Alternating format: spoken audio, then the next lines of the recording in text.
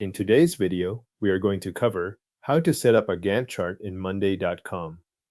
Begin by signing in to your monday.com account. Enter your account details on the sign-in page, then wait for your workspace to load.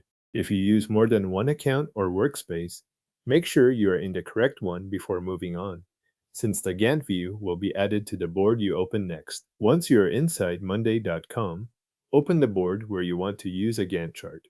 This should be the board that already contains the items, dates, and schedule details you want to view in a timeline format.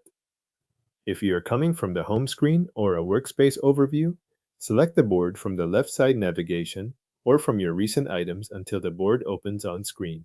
With the board open, look near the top area where your current board views are listed. You should see Main Table as one of the views. Next to Main Table, click the plus button to add another view to this board. This is the Control Monday.com uses to create additional ways to look at the same board data, so you are not replacing the main table. You are adding a new view alongside it. After you click the plus button, a list of available board views will appear. From that list, choose Gantt. Depending on your workspace layout, you may see it immediately or you may need to scan through the available options in the menu.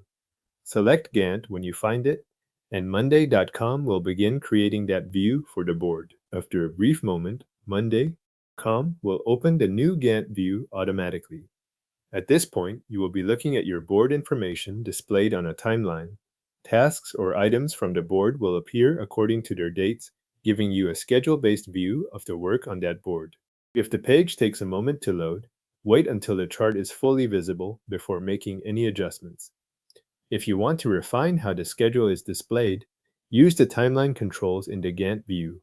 These controls let you change the time scale so you can look at the work over a shorter or longer period, depending on what you need to review. You can also fit the chart to match your schedule more closely, which can help you focus on the time range that matters for this board.